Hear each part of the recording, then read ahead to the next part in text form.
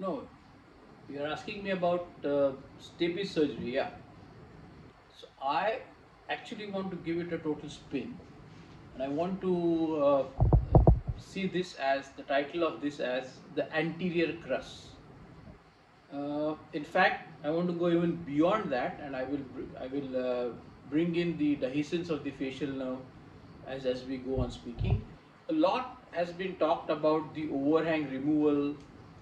Majority of the steps that we do, and panel after panel or talk after talk, are all about the posterior crus and posterior superior overhang removal, and certain anatomical and some congenital malformations that we can see.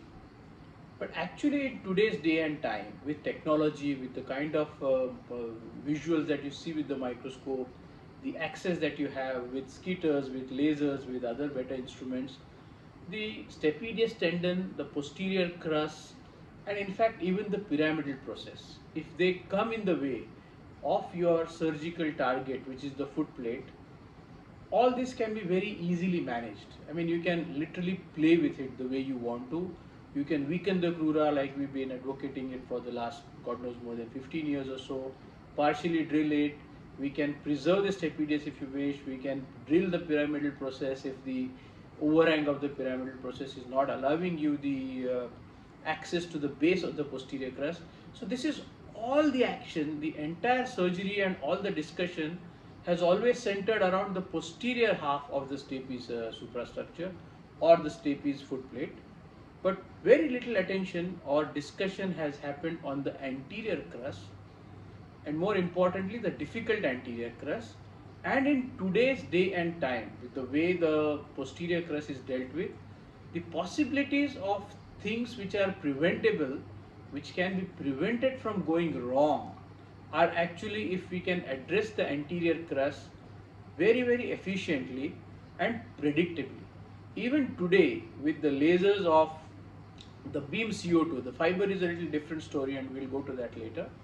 But the beam laser, the CO2 laser, which became so popular and it has made stapes surgery so easy up to a point, even in this, the anterior crurotomy still tends to be a let's take a chance. You somehow do the anterior crurotomy. You are not deciding where the crura should get fractured. You are not able to determine. You are actually using a mechanical force and hoping that it is thin and hoping that it will crack. This has been the basis, and so today most complications which could be prevented are probably associated with the anterior crus, and they always were, but now that we have conquered the posterior crus, weaken it to is the anterior crus.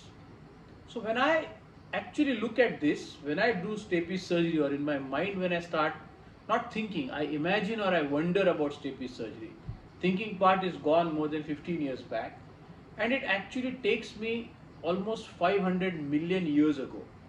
When I am doing an expletive tympanotomy and when I first get a glimpse of the incudostapedial joint and the stapes, actually I have gone back 500 million years back, where actually the fish started to, from the jawless fish in the ocean, it came to the land, it decided to remain on the land, and a lot of adaptation started taking place.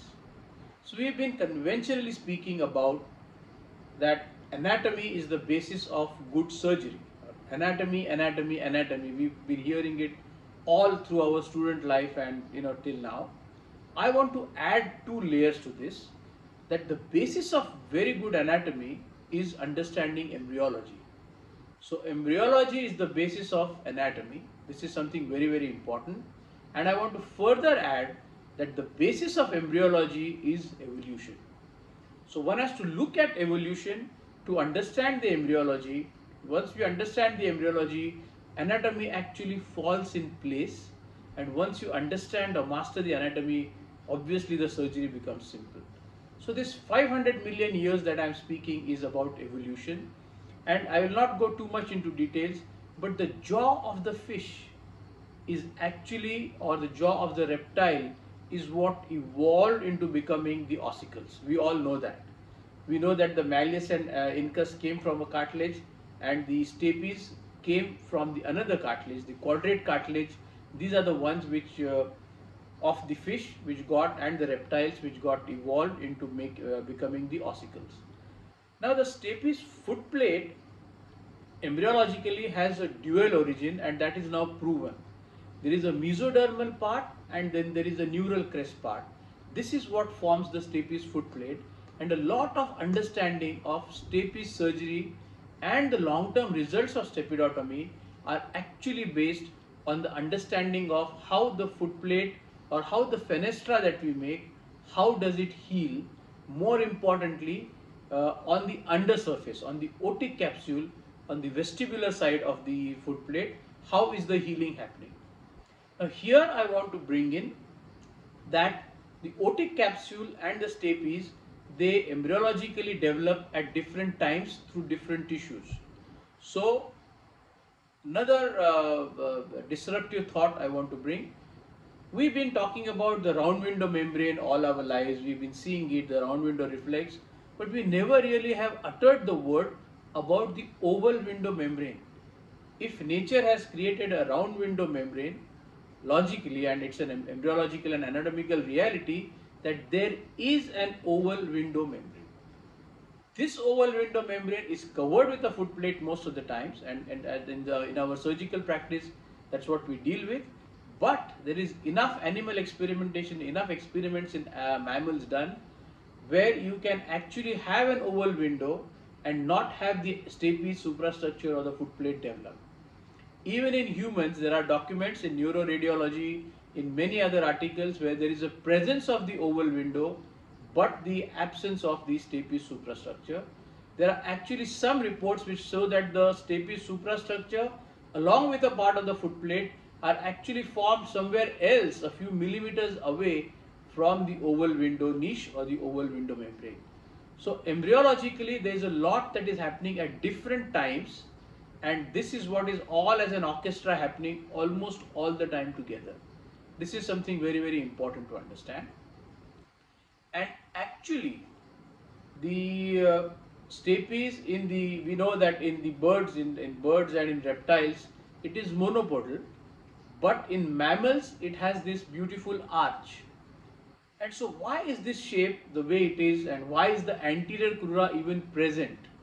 I mean, why is it not? We see occasional malformations of a monopodal stapes, but that's a rarity. And honestly, this comes down actually to the vascularity. In the embryological life, at 4 to 5 weeks, this is a very important, the stapes is still not in the picture, it does not have priority. The priority is to the vascularity between the internal carotid and the external carotid as they are developing. So there is a branch which connects the internal carotid. So it's all about the vascularity. Brain is the topmost priority for evolution. So nature is preparing itself by a very intricate vascular neogenesis, where the internal carotid system actually makes a connection towards the external carotid system, and this is the embryonic stapedial artery. This is not the same stapedial artery that we speak in adult life after birth. That is the stapedial artery which goes to the stapedius muscle and the tendon. That's not the same. This is the embryonic stapedial artery, which is a marvelous creation of nature. This, of course, if it remains after birth, we call it the persistent stapedial artery. But initially, between 4 weeks, embryological 4 weeks to up to 10 weeks, this miracle of nature, this connection between the internal carotid and the external carotid, the embryonic stapedial artery, it is actually flowing from the, initially when it forms, the flow is from the internal carotid to the external carotid. In those 6 weeks time of its existence, the flow reverses from the external to the internal, and then in most of us, the majority of the cases, it becomes, it goes away, it disintegrates, and very occasionally you will have a persistent stapedial artery. Now what does this artery have to do with stapes surgery? It is this artery which runs through the arch, through the stapes, the annelage or the embryonic stapes is a plate through which it runs and when it runs, it is called as the obturator foramen, and this running of the artery through the stapes annulage is what creates the arch. The shape of the arch of the stapes comes from there. Therefore, occasionally we see the crest, which all these years I have been talking about. There is a ridge which runs between the anterior crura and the posterior crura. At times it is thick, at times there are thick bands. So this is nothing but the obturator foramen during the embryonic life that we have. Now, luckily for us, and it is by design, that the obturator foramen runs more closer to the anterior crura. That is the location of the crura. Therefore, the anterior crura is almost always thin. Now, nature is very intelligent. We have the stapedius tendon attached to the neck of the stapes, which is in line with the posterior crura. So, for the acoustic reflex, you have the stapedius tendon retracting to protect the acoustic trauma to the inner ear, and therefore also biomechanically we need the anterior crura to be thinner than the posterior crura, because the pull is from anterior towards the posterior. So the biomechanics is served.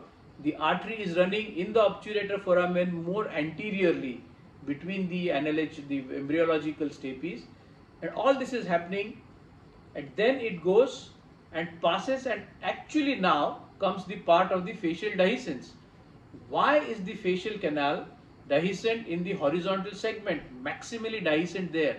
Because when the artery goes between the arch, just posterior to the cochleariform process, it enters into the fallopian canal, and through the fallopian canal there is an intracranial course. Therefore, nature is obliged to keep an opening, so the fallopian canal cannot be completely bony. There has to be a space kept for the artery to traverse, or for the artery to form and traverse between this. So there is always some segment of a dehiscence which nature is obliged to keep. Now, this obligation of nature could probably go wrong, or nature could decide to keep a bigger space or a larger area for the artery to find its course, and I believe this is where the dehiscence of the facial nerve or the fallopian canal comes. If it is too much, if there are certain embryological, I don't want to call accidents but variations, that is when you will have a dehiscent facial nerve which will over a period of time prolapse over the stapes foot plate, but we'll speak about that at some other time.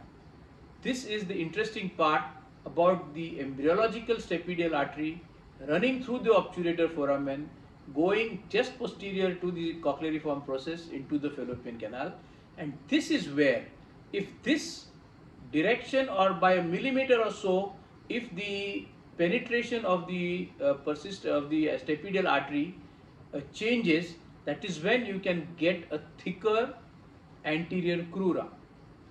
Add to this thick crura the otosclerotic focus, which will make the anterior crura even thicker if it encroaches and these things on the anterior crura. These are the cases where you will have a difficult when you are actually doing a mechanical crurotomy, either with that 45 angle peak or just with your pointer trying to do this, you may land up in trouble. And it's not always the persistent stapedial artery, but because the artery may disintegrate and the crura will still remain thick if the artery has penetrated the stapes arch little more posterior than anterior. Understanding this, so when I look at the stapes, all this is running through my head. This marvel of the embryology, the marvel of evolution is all going through my head, and that is when I try to see, now where do I respect, if not worship, the anterior crura? What is it that I can do to make sure? This was actually one of the reasons why I did not buy the beam CO2 laser when I bought it whenever 10 or 12 years or even more back, and I preferred the fiber guided KTP laser, because I could pass it through a curved cannula and I could always hit the base of the anterior crura, because I always studied the anterior crura before doing the crurotomy. Surgically speaking, I always assessed it of what can be done. Does my drill bit, can it reach the base, or should I be weakening in the anterior crura with, and that is where. Now of course CO2 has a fiber, so you can always pass that fiber, but KTP was bought specifically So that because you can't bend the beam, I had given a talk on bend it like Beckham.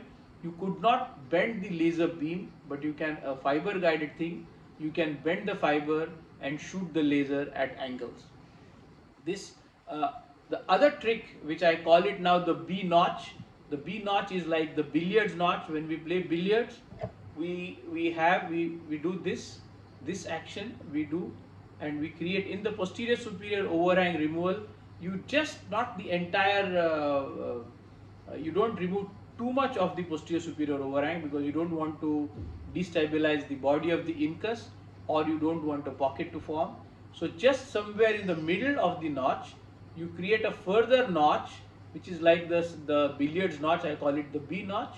And then you can actually, if you tilt the head more towards the opposite side, you can get a glimpse in 7 out of 10 times.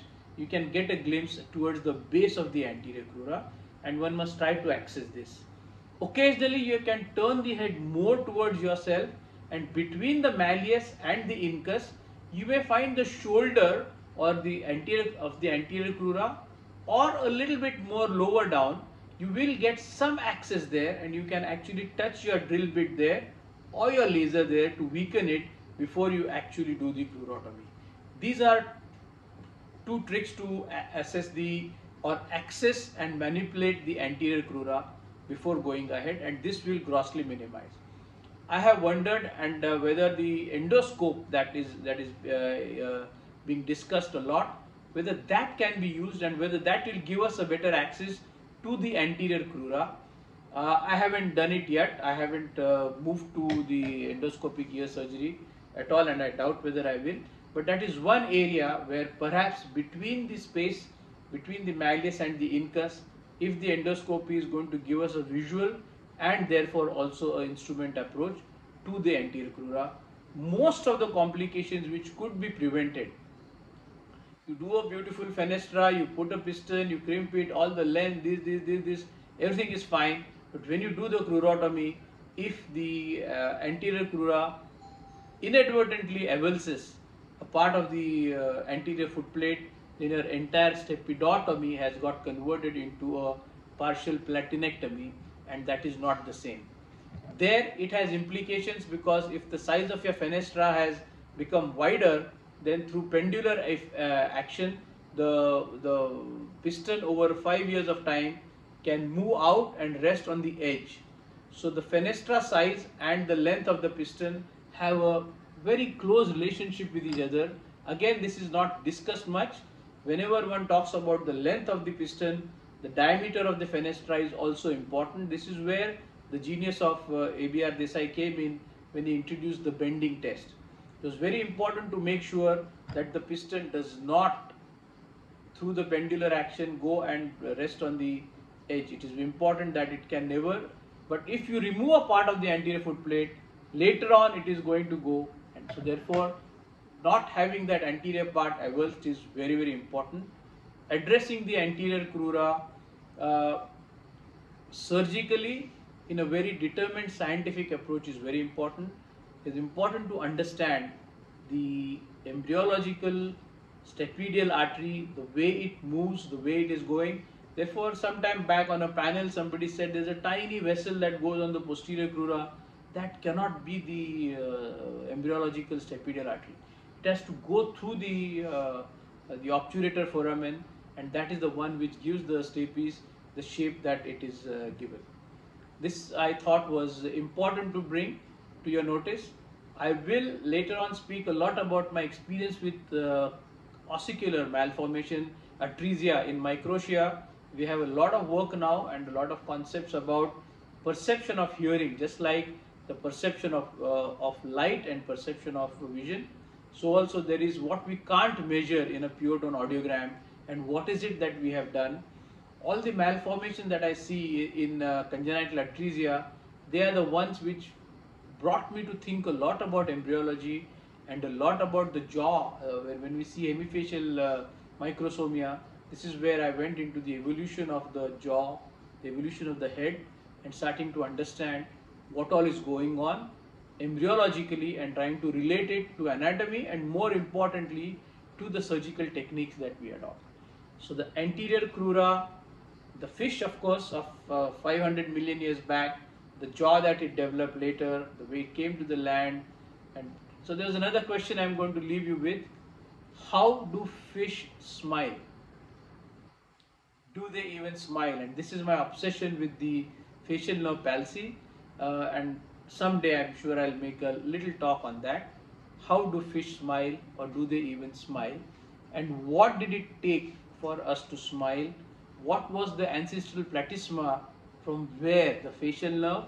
Why is it that the face is innervated, the facial muscles are innervated by the seventh nerve, which is a lower nerve, compared to the fifth nerve, which is the muscles of mastication. So the jaw movements came much before in evolution, and the facial expressions came much later, the muscles are facial. All this I will speak at a later point. So thank you. I hope